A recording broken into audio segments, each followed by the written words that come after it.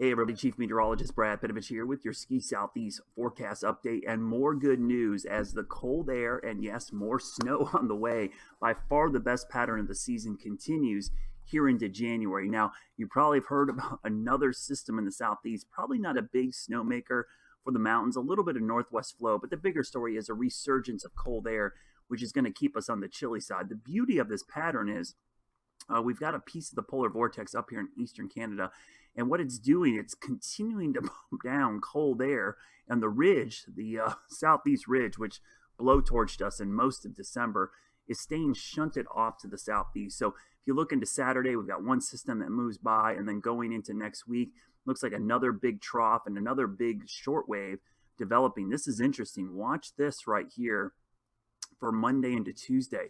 This potentially could be a significant winter storm for the mountains of the southeast, because look how it phases with the northern branch. That right there next Wednesday, ooh, that right there, that is very, very interesting.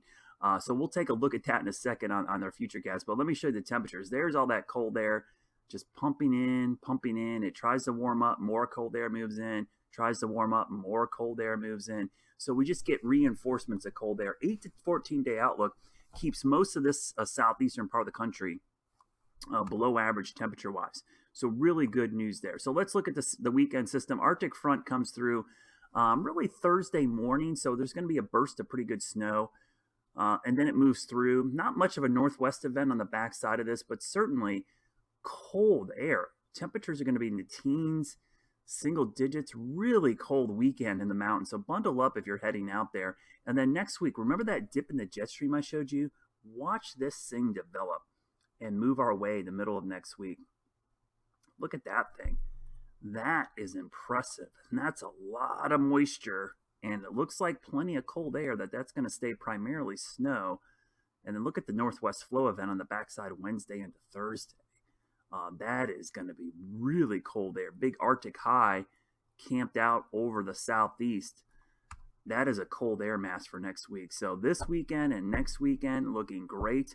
I'm going to be at Winterfest next weekend in Blowing Rock, and I'm excited. The conditions look great. So there's our Thursday, Friday event. Pretty good snow event up in West Virginia.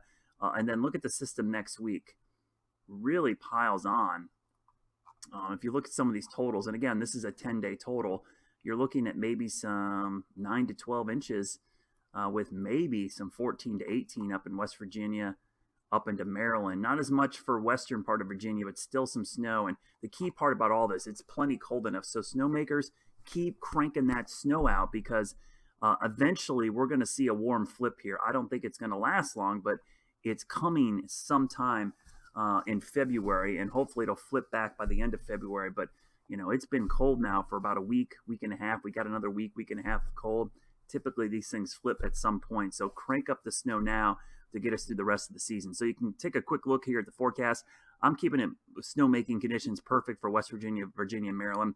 I think Thursday there will be some rain. It's a little too warm in North Carolina, Tennessee. But with the natural snow Friday and then going into the weekend, the cold air, should be no issues blanketing the mountains. As always, think snow. If you're heading to the mountains this weekend, please bundle up. It is going to be brutally cold once again in the North Carolina, West Virginia, and eastern Tennessee mountains this weekend.